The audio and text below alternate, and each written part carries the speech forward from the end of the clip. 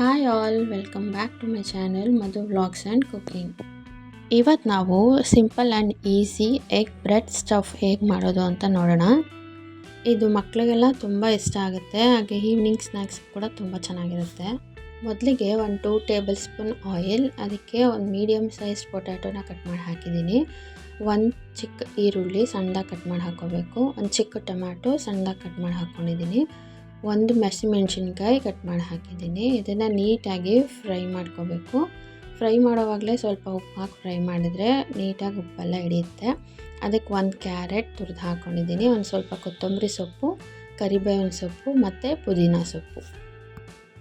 Next 1 ಬೌಲಿಗೆ 1 ಮೊಟ್ಟೆ, ಅದಕ್ಕೆ 2 table spoon ಕಡಲೆ ಹಿಟ್ಟು ಹಾಕ್ಕೊಂಡಿದ್ದೀನಿ. ಅದಕ್ಕೆ ಒಂದು ಸ್ವಲ್ಪ ಪೆಪ್ಪರ್ ಪೌಡರ್, ಚಿಲ್ಲಿ ಪೌಡರ್, ಒಂದು ಸ್ವಲ್ಪ ಉಪ್ಪು. ಇಷ್ಟನ್ನು ನೀಟಾಗಿ ಮಿಕ್ಸ್ ಮಾಡ್ಕೋಬೇಕು. ಇದರಲ್ಲಿ ಯಾವುದೇ ರೀತಿ ಗಂಟು ಇರಬಾರ್ದು, ಅಲ್ಲಿವರೆಗೂ ಮಿಕ್ಸ್ ಮಾಡ್ಕೋಬೇಕು. ನೆಕ್ಸ್ಟ್ ನಾನಿಲ್ಲಿ 2 ಬ್ರೆಡ್ ಸ್ಲೈಸಸ್ ತೊಗೊಂಡಿದ್ದೀನಿ. ಅದನ್ನು ಸರ್ಕಲ್ ಶೇಪಾಗಿ ಹೀಗೆ ಕಟ್ ಮಾಡಿಕೊಂಡು ಅದಕ್ಕೆ ನಾವು ಆಲ್ರೆಡಿ ರೆಡಿ ಮಾಡಿ ಇಟ್ಕೊಂಡಿದ್ವಲ್ಲ ಪೊಟ್ಯಾಟೊ ಮಿಕ್ಸ್, ಅದನ್ನು ನೀಟಾಗಿ ಸ್ಪ್ರೆಡ್ ಮಾಡ್ಕೋಬೇಕು. ಇದನ್ನು 2 ಸೈಡು ನೀಟಾಗಿ ಕೋಟ್ ಆಗೋ ಥರ ಕಡಲೆ ಹಿಟ್ಟು ಮಿಕ್ಸ್ ಒಳಗಡೆ ಡಿಪ್ ಮಾಡಿ ಎತ್ತಿಟ್ಕೊಬೇಕು.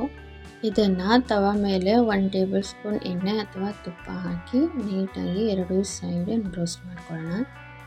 ಆದಷ್ಟು ಲೋ ಫ್ಲೇಮಲ್ಲಿ ಇಟ್ಕೊಂಡೇ ಬೇಯಿಸ್ಕೋಬೇಕು. ನೋಡಿದ್ರಲ್ವ ಎಷ್ಟು ಕ್ಯೂಟಾಗಿ ಕಾಣ್ತಾ ಇದೆ ಅಂತ.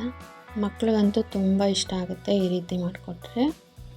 ನೀವು ಈ ರೆಸಿಪಿ ಟ್ರೈ ಮಾಡಿ, ಹಾಗೆ ನಿಮ್ಮ ಮಕ್ಕಳಿಗೆಲ್ಲ ಮಾಡಿಕೊಡಿ. ರೆಸಿಪಿ ಹೇಗೆ ಬಂತು ಅಂತ ನಿಮ್ಮ ಕಾಮೆಂಟ್ ಸೆಕ್ಷನಲ್ಲಿ ತಿಳಿಸಿ.